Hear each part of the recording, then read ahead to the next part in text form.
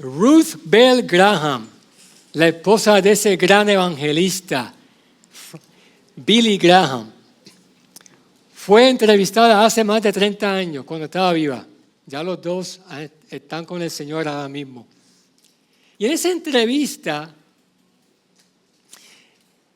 que le hicieron, ella cuenta de una conversación que ella tuvo con un hombre de Scotland Yard. Scotland Yard es la agencia inglesa de investigación.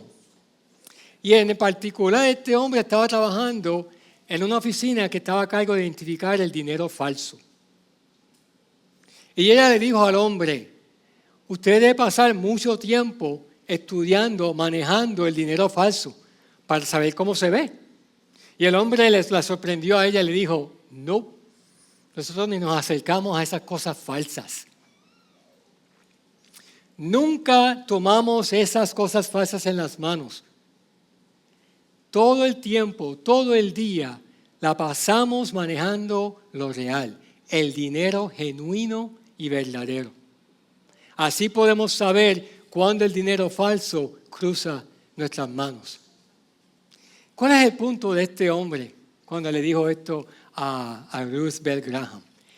Debemos estudiar y conocer lo original para así distinguir lo que es verdadero y es falso. ¿Has escuchado que el libro es mejor que la película? Muchos de ustedes saben que yo soy un fanático de las películas Lord of the Rings. En español, El Señor de los Anillos. Y yo cuando vi la primera película, yo ni sabía que habían libros. Y luego de esa primera película, yo me enamoré de los libros. Y del autor, cómo escribía, J.R.R. Tolkien.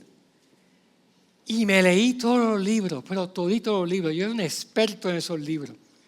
Y jugábamos juegos de mesa. Había un juego de mesa que se llamaba Trivia Pursuit. Y yo sabía todas las contestaciones. Ahora no, ahora se me olvidó todo. Pero yo era un experto en esos libros.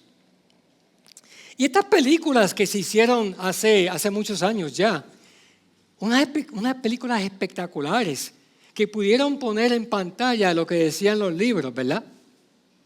Y estas películas interpretaron los libros fielmente.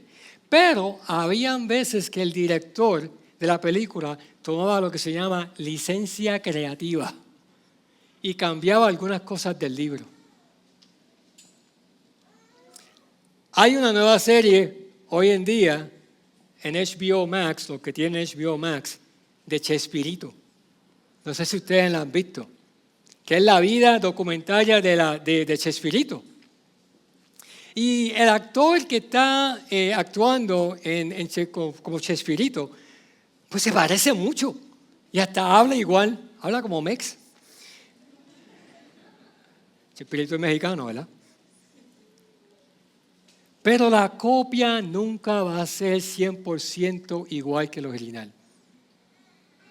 Chespirito es el único chapulín colorado y es el único Chavo del Ocho. No hay nadie que lo pueda copiar. Y si el pastor Xavier estuviese aquí, pues estuviese haciendo sí, eso. Y el punto que se está enseñando aquí es que nada reemplaza la versión original y verdadera. La puedes copiar, pero no la puedes reemplazar. ¿Y qué podemos decir de la Biblia? Se han hecho muchas películas sobre la Biblia, del Antiguo Testamento, los 10 mandamientos, que de hecho estuvo basada en una novela, no en la Biblia directamente. Muchas películas de Esther, de Ruth, de David y Goliat, y del Nuevo Testamento, todas esas películas de los evangelios. No sé si ustedes se acuerdan de la película La Pasión del Cristo, de Mel Gibson. Una película bien difícil de ver. ¿Por qué? Porque demostró la violencia y la crueldad que sufrió Jesús de una manera visual que hasta le dolía a algunos los ojos para verla. Muchos de nosotros salimos llorando del teatro cuando vimos esa película. Porque el Evangelio no captura en palabras la violencia y la crueldad que una película te puede enseñar. toma la película Jesús la película, Jesus Film, que es presentada por en muchos países y en muchos idiomas. Y esa película está basada en el Evangelio de Lucas, palabra por palabra, pero casi fiel. Y actualmente, ¿cuántos de nosotros están viendo la serie de televisión The Chosen, el escogido? Y tenemos que tomar en cuenta la veracidad de estas películas y estas series de televisión, interpretando la narrativa de la Biblia. Y estas películas, estas series nos pueden ayudar a ver cómo pudo haber sido, cómo pudo haber sucedido. Las emociones y las expresiones de los actores y de los personajes. Pero cuidado con las películas y con las series de televisión. Porque también nos pueden influenciar negativamente con datos que no son ciertos o malas interpretaciones. Y es más peligroso cuando tú estás viendo una película, una serie de estas, cuando tú no has leído la Biblia.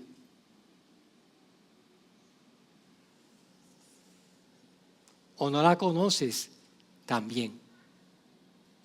Así que el punto de estos ejemplos es que debemos estudiar y conocer la palabra de Dios para distinguir lo que es verdadero de lo que es falso.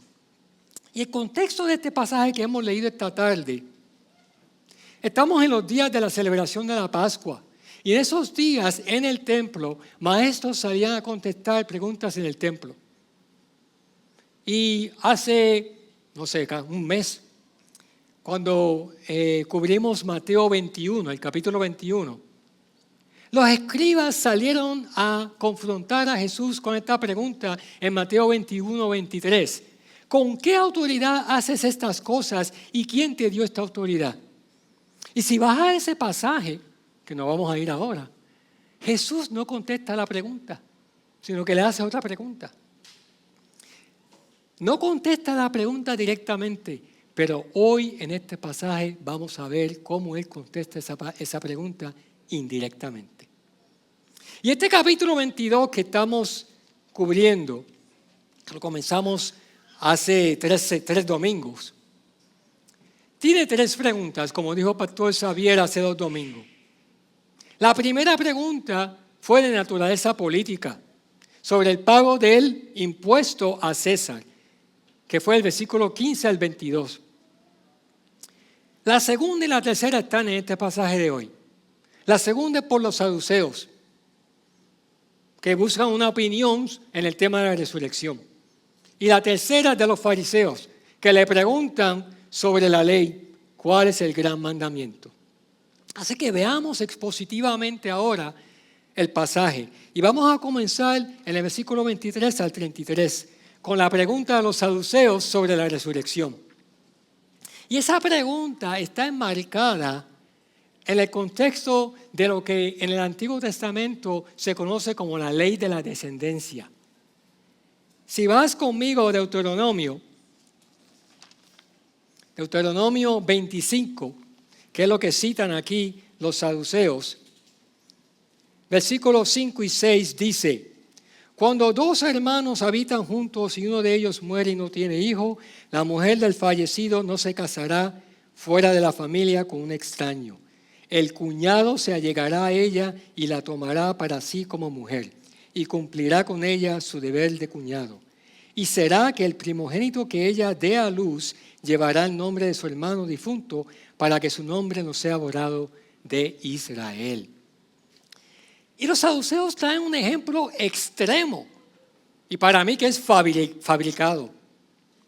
Porque como dijo Pastor Xavier, o fue fabricado o esta mujer tenía superpoderes, porque sobrevivió 7 hombres, 7 maridos diferentes. Y la pregunta que le hacen los saduceos es como sigue en el versículo 28. Por tanto, en la resurrección, ¿de cuál de los 7 será mujer? Porque todos ellos la tuvieron. ¿Y por qué la pregunta? Pues tenemos que conocer un poquito más de los saduceos. Los saduceos enfatizaban la importancia del templo de Jerusalén con sus ritos y cultos. Y creían que solo el Pentateuco, o sea, la Torá, los primeros 5 libros del Antiguo Testamento tenían autoridad. Y por tanto, no solamente creían en la parte de la Biblia hebrea que les gustaba. Y por tanto desarrollaron una doctrina en la cual ellos no creían en la resurrección, ni en los ángeles, ni en espíritus. Pero la razón verdadera de esta pregunta era que era una trampa para exponer que la resurrección no era cierta. No podía ser cierta en este ejemplo de los 7 hombres con una mujer. Y lo que ellos creían era más conveniente para su posición política que reconocer a Jesús como el Cristo. Y también quería que Cristo, Jesús, le respondiera de una manera favorecida sobre los fariseos. Y la contestación que le da a Jesús, para mí que le voló la cabeza. Mira la contestación que le dio Jesús en el versículo 29. Están equivocados por no comprender las Escrituras ni el poder de Dios, porque en la resurrección ni se casan ni son dados en matrimonio, sino que son como los ángeles de Dios en el cielo. Y en cuanto a la resurrección de los muertos, ¿no han leído lo que les fue dicho por Dios cuando dijo, yo soy el Dios de Abraham y el Dios de Isaac y el Dios de Jacob? Él no es Dios de muertos, sino de vivos. Primeramente Jesús les dice, la resurrección es un hecho. En la resurrección es lo que dice él. No, si va a ocurrir la resurrección. Él les dice, en la resurrección va a pasar esto. Ese es el primer punto. El segundo punto es que los ángeles existen. Se los dice claramente. Y tanto esposas como esposos serán como ellos en la resurrección. Y no habrá matrimonios como en la tierra. Y el tercer punto que les dice Jesús en la contestación es que Dios es el Dios de los vivientes, no de los muertos. Y por esto cita Éxodo 3:6, que es el pasaje que dice, yo soy el Dios de Abraham, de Isaac y de Jacob. Y con esto Jesús afirma que hay espíritus. Porque Dios es el Dios de los vivientes, no de los muertos. Y a esta respuesta los saduceos se quedaron callados. Pero las multitudes se admiraban con las enseñanzas de Jesús.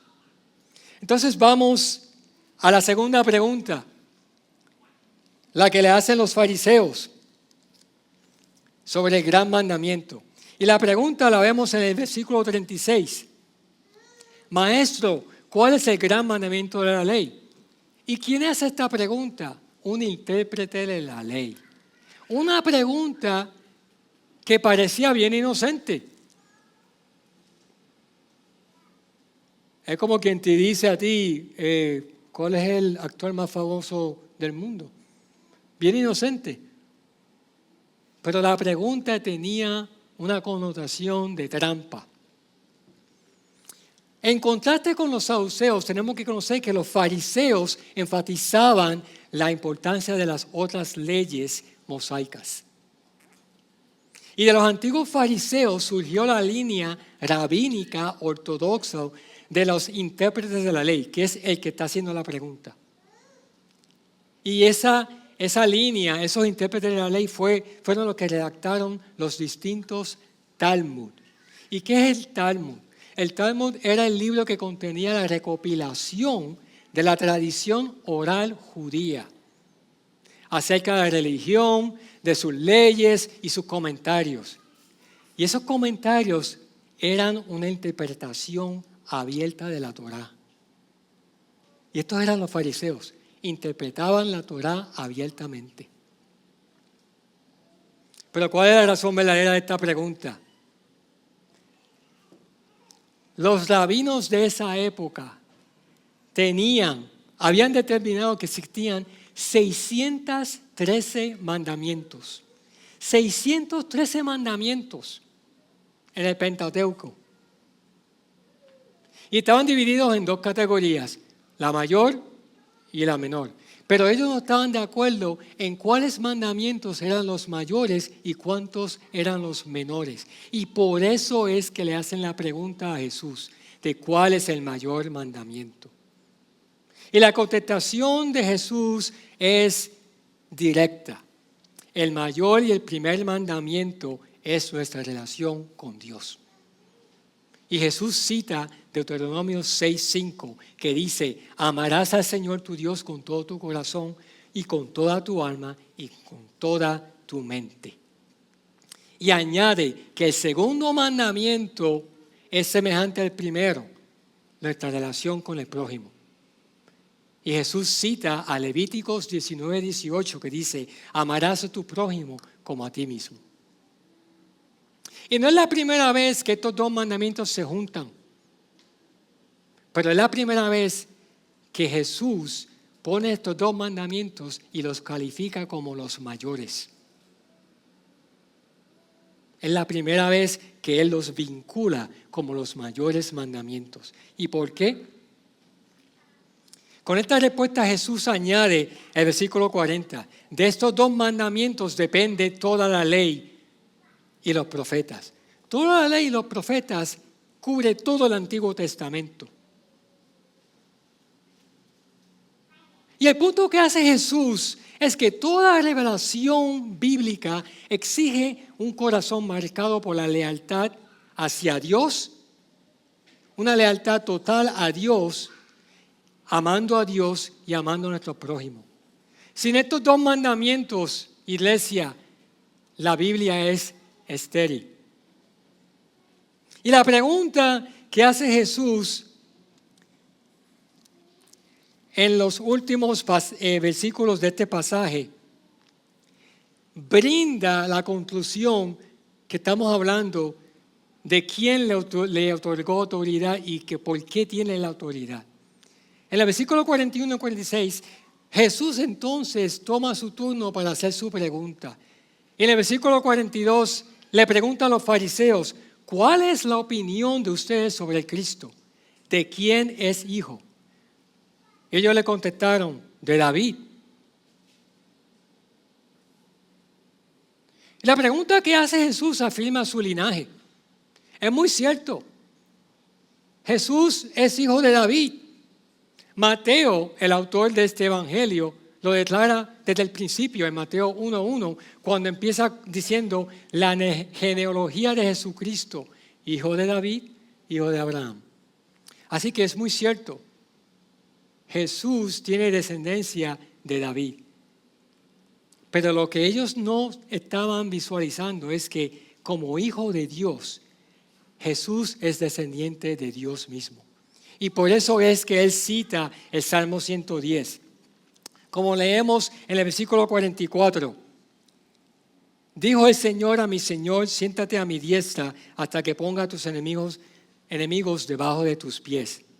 Y Jesús les explica a ellos que David no se está refiriendo a sí mismo, sino que se está refiriendo al Mesías, apuntando al Mesías que vendría.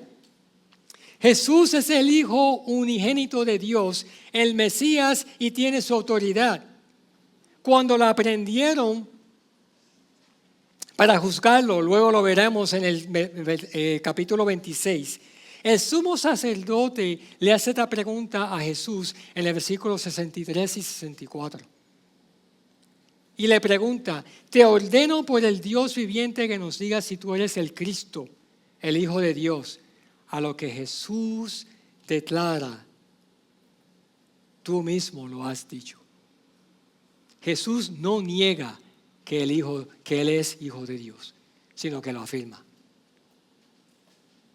Jesús confirma la profecía del Mesías en el Salmo 110, porque Él está ahora sentado a la diestra del Padre, esperando a que Dios ponga a sus enemigos bajo sus pies, como leemos en Hebreos 12:2. Este mismo Jesús declara en Apocalipsis: yo también he recibido autoridad de mi Padre.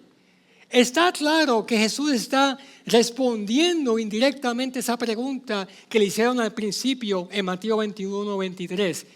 ¿Con qué autoridad tú estás diciendo o haciendo estas cosas y quién te la otorgó? Él tenía autoridad y sabía que el Padre mismo se la otorgó.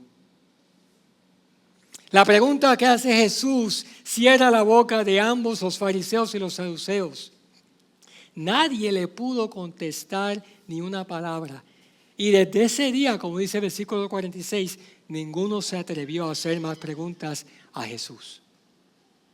Iglesia, en este pasaje, Mateo, el autor de este evangelio, argumenta que Jesús es el verdadero Hijo de Dios y que su Padre le dio toda su autoridad y poder para hacer las cosas que Él estaba haciendo.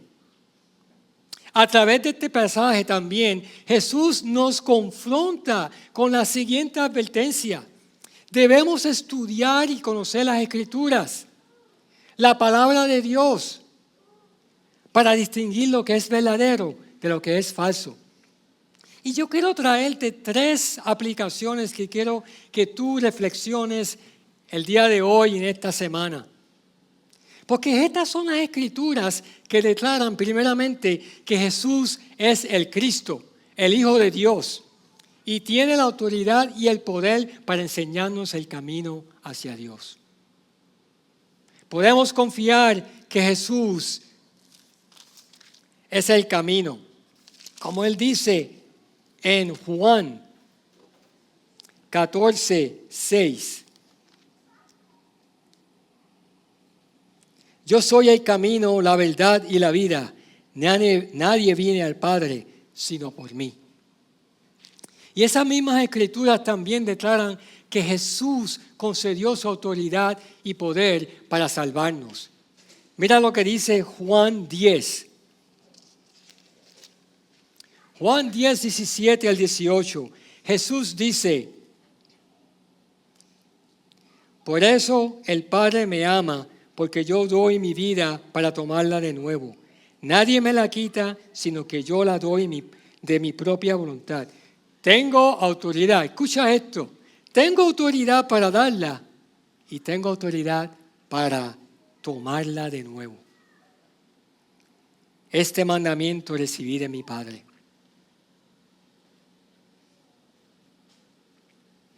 Si tú estás aquí hoy y tú no has creído el Evangelio, si tú eres no creyente, y si me estás escuchando en las redes y no has creído, yo te pregunto esto: ¿tú crees que Jesús tiene autoridad y poder para salvarte? Como hijo de Dios, Jesús nos da el derecho de llegar a ser hijos de Dios también. Es decir, a los que creen en su nombre, que no nacieron de sangre ni de la voluntad de la carne, ni de la voluntad del hombre, sino de Dios, como escribe Juan en el capítulo 1, versículo 12 al 13. Escúchame, si no has creído, Jesús fue crucificado en la cruz por tus pecados, para llevarte a Dios. Él murió por tus pecados y tomó tu lugar para reconciliarte con Dios. Solo tienes que creer en el nombre de Jesús para recibir su salvación. Y yo te hago esta pregunta a ti que estás aquí o en las redes: ¿conoces a este Jesús? Estas son las mismas Escrituras que también dicen que Jesús tiene autoridad y poder sobre nuestra vida, ahora y por siempre. Para nosotros los que creemos, Jesús envió el Espíritu Santo. En Él y por medio de su palabra tenemos su autoridad. En Él tenemos ya su poder. Por el Espíritu Santo, amemos al Señor con todo nuestro ser. Por el Espíritu Santo, amemos a nuestro prójimo como nos amamos a nosotros mismos. Pero hagámoslo con un corazón marcado por la lealtad total a Dios, amando a Dios y amando a nuestro prójimo. Si no lo hacemos así, lo haremos de una manera estéril y sin compasión. Y tenemos que tener cuidado. Esta es la advertencia que nos hace Jesús. Seamos testigos de su evangelio en el poder que nos ha dado el Señor, como dice Hechos 1:8. vivamos dando testimonio con nuestras vidas. Y en su soberanía, Dios orquestó el rechazo de Jesús por su pueblo para morir en la cruz por nuestra salvación. No tengamos la sorpresa de que vamos a ser también rechazados al compartir el Evangelio. Pero aunque rechazados, no nos avergoncemos del Evangelio, pues es el poder de Dios para la salvación de todo el que cree, como dice Romanos 1:16. Si tú no eres creyente, yo te digo hoy que Jesús es la resurrección y la vida. Como dice Jesús en el capítulo 11 del Evangelio de Juan, yo soy la resurrección y la vida. El que cree en mí, aunque muera, vivirá. Y todo el que vive y cree en mí, no morirá jamás. ¿Crees esto? Yo te pregunto a ti que estás aquí en nuestra iglesia, ¿crees esto? Yo te pregunto a ti que estás en las redes, ¿crees esto? Lo que Jesús está diciendo en este pasaje es que todo aquel que cree en Él, aunque muera, vivirá. Y todo el que vive y cree en Jesús no morirá jamás. Y estamos hablando de la muerte espiritual. Jesús tiene la autoridad y el poder de darnos vida eterna en su resurrección. Esta es nuestra esperanza, iglesia. Debemos regocijarnos por esta palabra.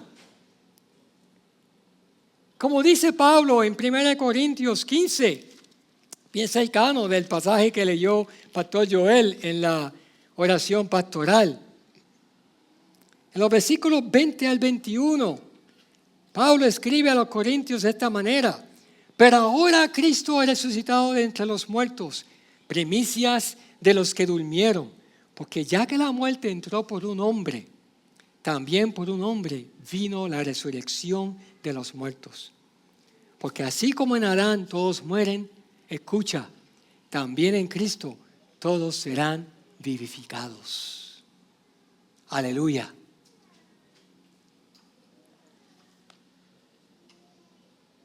Y yo te pregunto a ti nuevamente, ¿conoces a este Jesús? Finalmente, estas escrituras son las que dicen también que debemos comprender las escrituras correctamente para así reconocer la autoridad y el poder de Dios en su Hijo Jesús.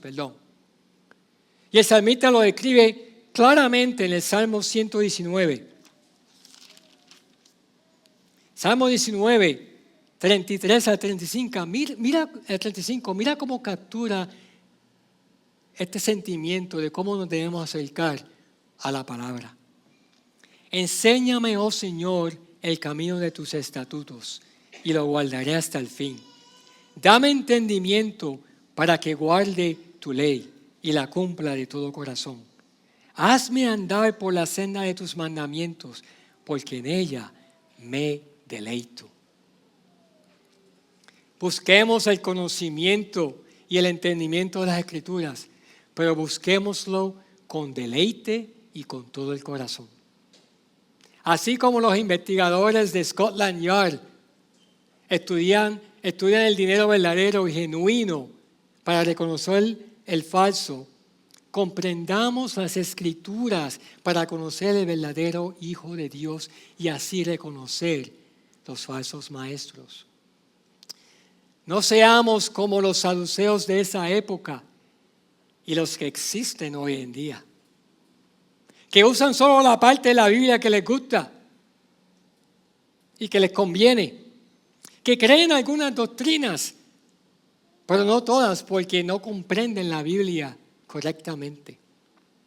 No seamos como los fariseos de esa época y los que existen hoy en día, que interpretan la Biblia abiertamente como les da la gana, que siguen tradiciones más fieles que el obedecer lo que dice la palabra de Dios. Tanto los saduceos como los fariseos de esa época y los que existen hoy en día se enfocan en lo falso y no pueden reconocer lo que es verdadero. Nada reemplaza la versión original. Nada reemplaza la versión verdadera. Debemos estudiar y conocer la palabra de Dios para distinguir lo que es verdadero de lo que es falso. Y a lo mejor tú estás aquí preguntándote, ¿y qué es lo verdadero? Es claro que la palabra lo dice. Jesús es el verdadero. Como dice Apocalipsis, Jesús es el amén, el testigo fiel y verdadero, el principio de la creación de Dios, el que regresará por nosotros los creyentes en el juicio final, fiel y verdadero, montado en el caballo blanco, como el Rey de Reyes, Señor de Señores, el Alfa y el Omega, el primero y el último, el principio y el fin. Y tenemos que hacernos esta pregunta: ¿conoces a este Jesús? Y así te pido que inclines tu rostro y toma un tiempo para reflexionar y meditar en este sermón que has escuchado hoy.